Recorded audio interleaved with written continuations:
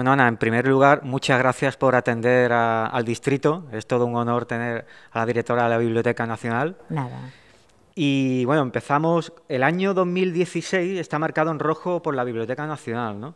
Por aquello del universo cervantino. Se cumplen 400 años de la muerte del genio alcalaíno. ¿Qué tiene que decir la Biblioteca Nacional sobre Cervantes?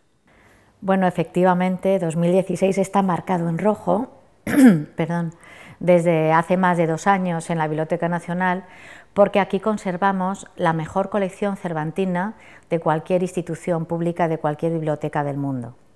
Somos muy conscientes del valor que tiene esta colección como centro de referencia para el cervantismo a nivel internacional.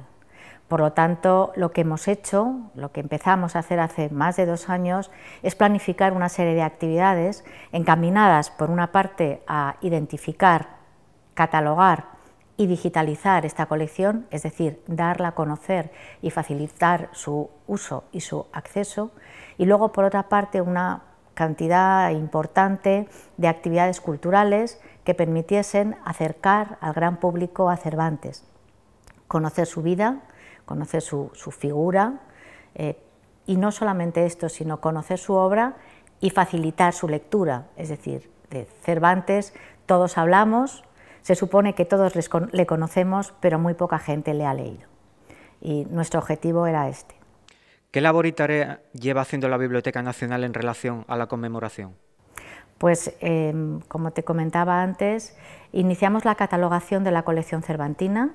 Esa ha sido una tarea que ha implicado a toda la biblioteca, a todos los departamentos de la biblioteca, una tarea de coordinación conjunta que no se había realizado desde 1916, desde el tercer centenario, y que abarca toda clase de materiales, no solamente manuscritos o impresos, sino también música, mapas, revistas, material de efímera, es decir, todo lo que representa dentro de las colecciones de la Biblioteca Nacional el universo cervantino.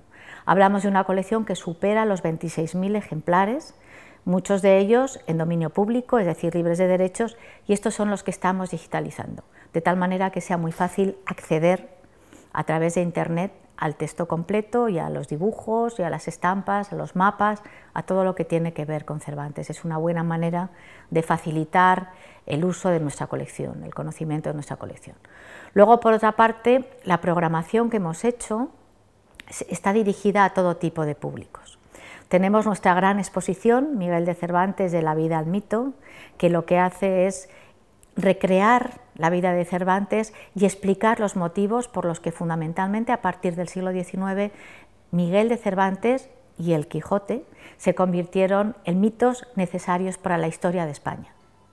Y luego actividades para niños, para jóvenes, para familias, actividades musicales. El día 22 de este mes de abril tenemos un concierto extraordinario en el Salón de Lectura y se van a interpretar al piano composiciones hechas por grandes compositores españoles en relación con el año 2016 y con Cervantes, actividades para colegios, un programa pedagógico ambicioso, es decir, nos hemos volcado con Cervantes en el año 2016.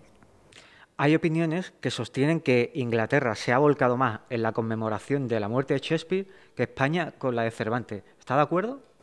Bueno, todo en la vida tiene interpretación según cómo se mire. Y yo, por lo que respecta a la actividad que ha hecho la Biblioteca Nacional, el trabajo que viene haciendo, como digo, desde hace más de 2 años, me considero desde luego muy satisfecha. Por la exposición han pasado ya más de 40.000 personas y realmente todas nuestras actividades se nos llenan de público en el momento que las sacamos, de tal manera que hemos tenido que doblarlas, hemos tenido que hacer el doble de talleres, el doble de conferencias, en fin, hay muy buena acogida por parte del público y hemos tenido que responder a ellas. Sí que es cierto que una de las cosas que posiblemente ha pasado es que la difusión de las actividades, que superan ya las 300 en número, actividades para conmemorar a Cervantes este año, organizadas por toda clase de administraciones públicas, organizadas también por instituciones privadas, en fin, es muy variado y muchas de ellas fuera de España, a través de la Agencia Española de Cooperación y todas las embajadas españolas. Posiblemente esta conmemoración Estas actividades encaminadas a esta conmemoración se han publicitado tarde, más tarde que Inglaterra organiza para conmemorar a Shakespeare, ¿no? Pero eso no significa que no existan, están ahí, hay una muy buena programación y de hecho la semana pasada la reunión de la comisión para organizar estas conmemoraciones en torno a Cervantes se reunió en el Palacio de la Zarzuela, presidida por sus majestades los reyes, para manifestar el apoyo en torno a la conmemoración. Háblenos del Quijote interactivo de la Biblioteca Nacional.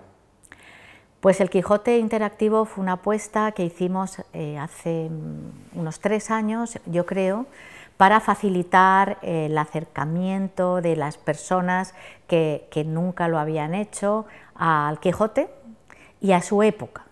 Entonces lo que hace es que relaciona distintas partes de la obra literaria en torno a la música, en torno a la vestimenta, en torno a usos y costumbres de la sociedad para facilitar el uso, ¿no? el entendimiento.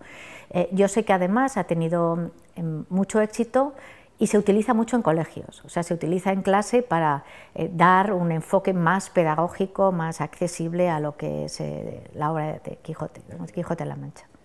¿Cree que Cervantes, al igual que la Biblioteca Nacional, está familiarizada con el público? O sea, me está preguntando si el público está familiarizado con Cervantes. Sí. ¿No? Si el público conoce a Cervantes. Igual que el público está familiarizado también con la biblioteca, si la gente suele acudir, o sea, si están equilibrados ambos. Bueno, yo creo que Cervantes todo el mundo le conoce en cuanto a nombre y en cuanto a su valor como nuestro gran escritor en lengua española a nivel junto a Shakespeare, los grandes genios de la literatura universal. Todo el mundo le conoce, todo el mundo ha hablado de él, es capaz de hablar de él. Lo que sí que es cierto es que posiblemente muy poca gente le conozca en profundidad y muy poca gente o no tanta gente le haya leído. Es cierto que acercarse a la obra de Miguel de Cervantes en el siglo XXI no es fácil si acudimos a ediciones del siglo XVII, por ejemplo, ¿no? Pero también es cierto que ahora, y este año, y también anteriormente, con ocasión de la celebración de la primera y la segunda parte del Quijote, de las actividades celebraciones que hicimos hace pocos años, se han hecho ediciones del Quijote muy asequibles a todo tipo de públicos, con lo cual leerle es mucho más fácil. Andrés Trapellillo ha hecho una este año, que desde luego es muy recomendable, que se lee estupendamente y que además es muy respetuosa, ¿no? con la edición original del Quijote. ¿Por qué deberíamos leer el Quijote? Pues el Quijote, además de que es una obra muy divertida, es una obra que es tan absolutamente imaginativa, ¿no? Llena de un humor inteligente, se lee muy bien, porque es muy entretenida, por lo tanto, ¿no? Pero también transmite una serie de valores, que es una de las partes que intenta explicar la exposición, una serie de valores universales que hoy todavía siguen vigentes. El personaje, Miguel de Cervantes, el escritor Miguel de Cervantes, se une de una manera muy íntima con lo que el Quijote representa. Hay una simbiosis entre ambas figuras y, de hecho, la vida de Miguel de Cervantes, que fue una vida dura, fue una vida de superación de sí mismo, fue una vida en la que él valoraba por encima de todo su propia libertad, pero no fue una vida fácil, pero esto no le impidió ver la vida y contemplar su propia existencia y la existencia de los demás desde unos puntos de vista que hoy en día todavía nos sirven, como es, por ejemplo, la superación continua de uno mismo, la lealtad a tus ideales, a tus propias convicciones, el ejercicio de tu propia libertad intelectual desde la conciencia de un pensamiento crítico, propio, pero basado en la ética. ¿Cree que a Cervantes le llegó a molestar la gran fama que llegó a tener el Quijote? No, yo creo que a Cervantes no le molestaba en absoluto la fama del Quijote. De hecho, escribió la segunda parte después de haber escrito la primera, una vez que salió el Quijote de Avellaneda, y dijo, esto no puede quedar así, tengo que escribir la segunda parte, ¿no? No, yo creo que Pero él escribió al La revés. Galatea, novelas Sí, ejemplares, sí, escribió Rinconete y Cortadillo. sí, otra serie de obras cuyos personajes de estas obras también representan el sentir vital, la aventura intelectual y la aventura vital que tuvo Miguel de Cervantes, ¿no?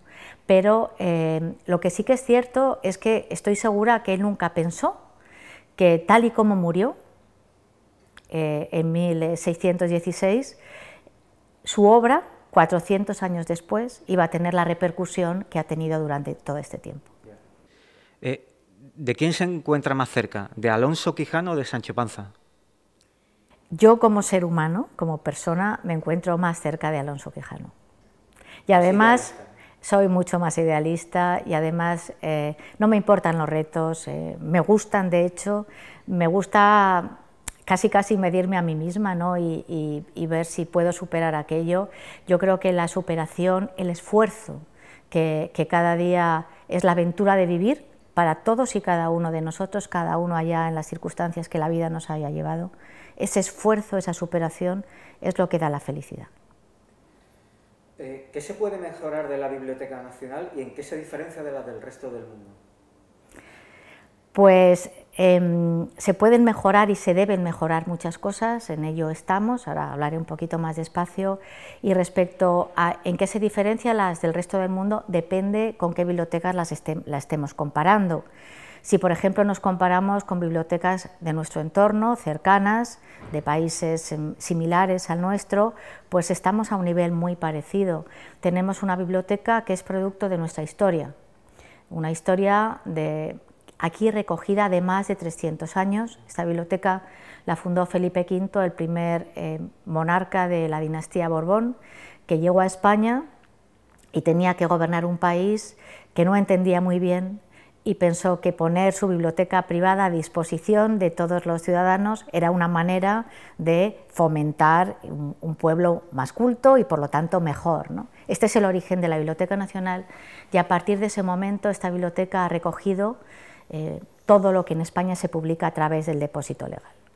Quiero decir con esto que las bibliotecas nacionales son producto de la historia de los distintos países, de la riqueza cultural que un país ha sido capaz de desarrollar. Y nuestro país ha tenido una historia cultural muy rica, muy llena de acontecimientos, muy llena de creadores, de pensadores, y todo eso es lo que aquí se recoge.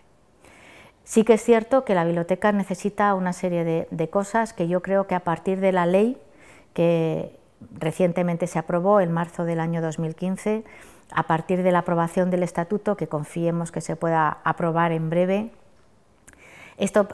yo lo que espero es que esto sea un punto de partida, un arranque de un camino que lleve a, fundamentalmente, valorar lo que esta institución significa para nuestro país. Muy pocos países tienen una historia tan rica, culturalmente hablando, e históricamente rica de acontecimientos como el nuestro, ¿no? Esto significa que los países que no la tienen intentan comprar y hacerse sus propias bibliotecas. Es imposible. No pueden, ni se las pueden inventar, ni pueden adquirir las colecciones, puesto que no existen o no salen a la venta, ¿no? Entonces es importante que nosotros seamos conscientes del valor de esta institución. Es una institución cultural de primer orden y como tal hay que considerarla, apoyarla y aprovecharla. Y esto es la gran tarea que tenemos por delante. ¿Qué función desarrolla como directora de la Biblioteca Nacional? Pues mi función, lógicamente, es dirigir esta casa, gestionar esta casa e intentar cumplir los objetivos que nos marcamos en nuestro propio plan estratégico, que lo aprobamos en concreto el año pasado, en el año 2015, en cuanto a lo que consideramos que esta Biblioteca Nacional debe hacer, a sus fines y a sus funciones, que es fundamentalmente y en este momento seguir preservando el conocimiento, la cultura que se preserva, que se genera en nuestro país seguir preservándola hoy, es decir, en un entorno digital, en un momento en el que se generan muchos contenidos solamente en soporte digital y que tenemos que seguir guardándolos porque son las fuentes de nuestra historia, es nuestro futuro. Por otra parte, gestionar esta casa cada vez mejor. Hemos tenido en los últimos años, al igual que el resto de organismos de la administración pública, unos recortes presupuestarios muy importantes que nos han obligado a gestionar mucho mejor, a mejorar la gestión interna para poder hacer con menos lo mismo y a ser posible más. Y luego abrir esta institución a la ciudadanía, que se sepa que este es un lugar donde se puede venir a aprender, donde se puede disfrutar y donde puede venir todo tipo de público, no solamente los investigadores que quieren consultar nuestras colecciones, aunque ellos también, y fundamentalmente apoyar la generación de conocimiento a través de la alianza con instituciones dedicadas a la investigación, principalmente las universidades. ¿Qué piensa de las nuevas tecnologías aplicadas a la biblioteca? Bueno, son absolutamente imprescindibles. O sea, nosotros nunca hubiéramos podido manejar la cantidad de información que se maneja, permitir el acceso, permitir el uso y sobre todo ayudarnos a difundir y a dar a conocer las colecciones si no manejásemos las tecnologías de la información que desde hace muchos años entraron en las bibliotecas. No, son unas de las grandes instituciones a nivel internacional, las bibliotecas, que precisamente por conservar tal cantidad de información desde el primer momento entraron en la era digital. No solamente normalizando el acceso a esta información en las grandes bases de datos filográficas, sino también ahora digitalizando sus colecciones y por lo tanto permitiendo el acceso y la reutilización de los contenidos digitales. Para nosotros son básicas y procuramos ser punteros en todos los retos tecnológicos que nos ponemos a nosotros mismos, ¿no? ¿Existe la biblioteca perfecta? Bueno, yo creo que la biblioteca perfecta depende en qué términos hablemos de ella.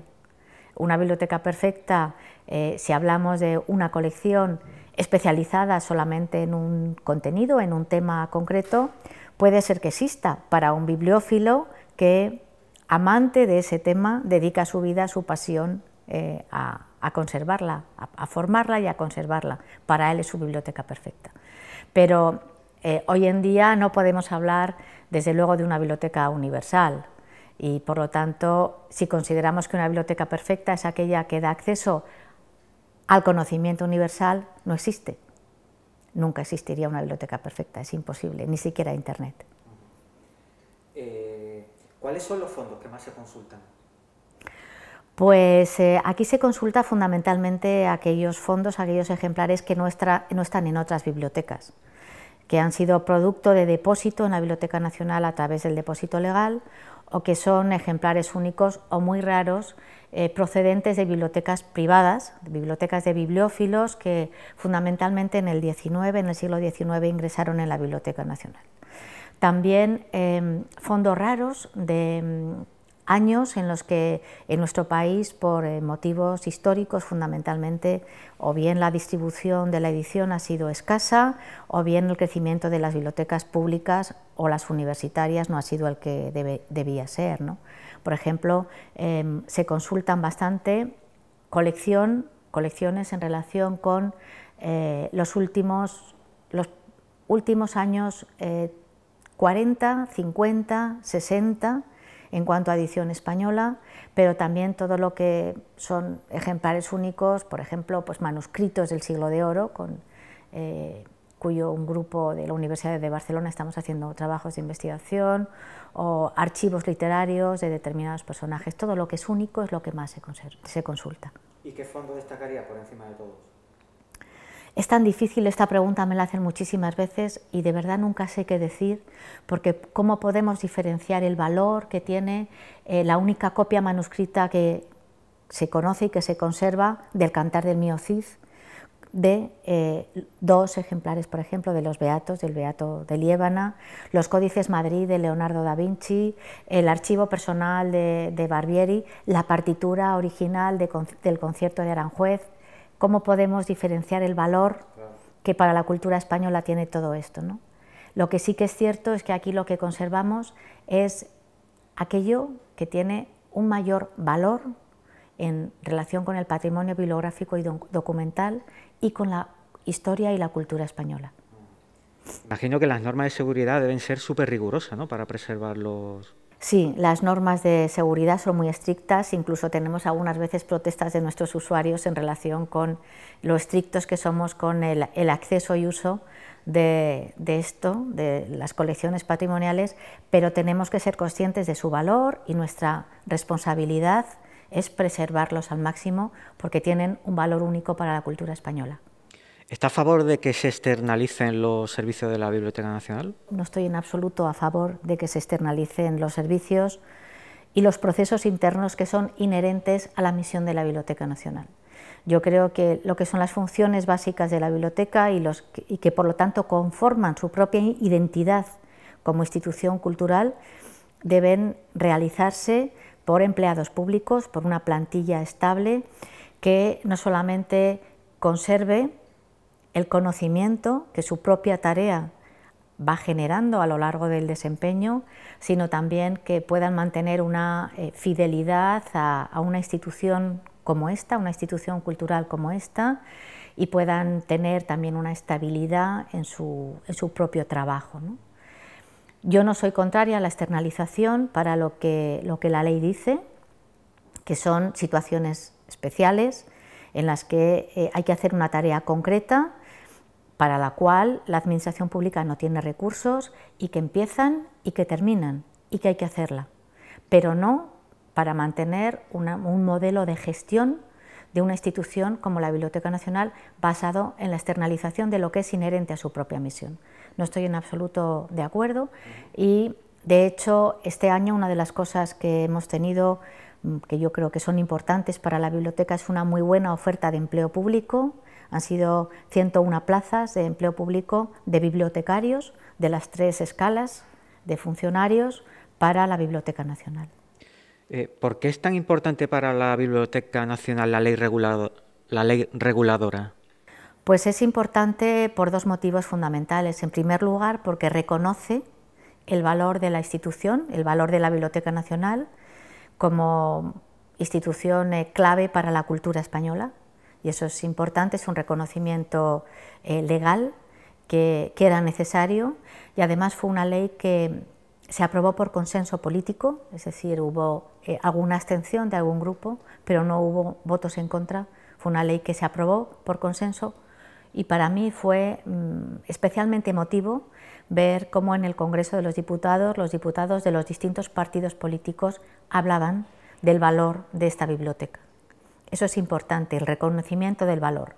Y por otra parte, porque había que adaptarla al entorno actual, había que adaptarla a un entorno digital en el cual la preservación de los contenidos hay que hacerla y sobre todo hay que prestar unos nuevos servicios digitales que son los que la ciudadanía está demandando y una más intensa, no nueva porque ya llevamos años haciéndola, pero una intensa y fuerte programación cultural dirigida a todo tipo de públicos. Esas 3 cuestiones han sido claves, son claves en la ley.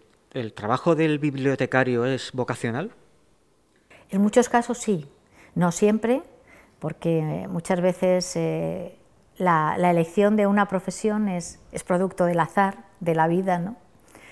Pero sí que es cierto que en el caso que no es vocacional, una profesión como la de bibliotecario debe hacerse vocacional, es decir, es mucho más fácil trabajar bien como bibliotecario quien de verdad es capaz de valorar el libro, de valorar el conocimiento y de saber de la importancia que tiene la transmisión de este conocimiento como generadora de nuevas ideas que hacen avanzar a las sociedades.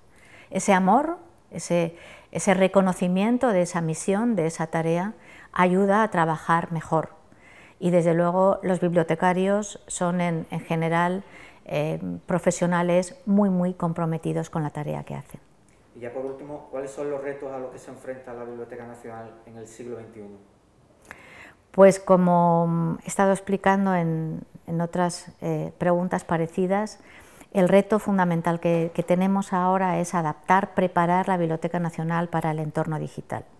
Ser capaces de preservar los contenidos de la web española, ser capaces de conservar aquella información relacionada de manera directa con acontecimientos clave para nuestra historia, que se van a estudiar en el futuro. En la historia, los historiadores del futuro tendrán que acudir a fuentes digitales para explicar qué está pasando, por ejemplo, en el momento político actual en nuestro país, y esas fuentes digitales van a estar aquí conservadas. Ese es el mayor reto. Mejorar nuestros servicios digitales. Cada vez la demanda de servicios digitales lógicamente es mayor. La descarga el año pasado de documentos de nuestra Biblioteca Digital Hispánica rondó casi los 5 millones de descargas, lo que significa que el uso tiene no solamente un crecimiento exponencial, sino que es infinitamente mayor si lo comparamos con el uso de ejemplares físicos en nuestras salas de investigadores, es decir, mejorar, dar cada vez servicios digitales mejores, y luego demostrar el valor cultural que tiene esta biblioteca y facilitar que quien quiera venir a conocerla, quien quiera venir a aprender, quien quiera venir a las actividades culturales, que sepa que hay actividades para todo tipo de públicos, fundamentalmente para colegios, para familias, para todo tipo de públicos. Estos son nuestros grandes retos, junto a mejorar la gestión interna, es decir, facilitar el uso de los recursos que tenemos, estabilizar la plantilla y gestionar mejor. Muchas veces en la administración pública, yo soy funcionaria desde hace muchos años y conozco distintas administraciones, gestionar en la administración pública no es cuestión de mayor presupuesto, sino de mayor gestión. Estos son los grandes retos que tenemos. Muchas gracias, Ana, por atendernos, y ha sido un verdadero placer. Muchas gracias al Distrito por venir a la Biblioteca Nacional y también por la difusión que nos brindáis. Muchas gracias.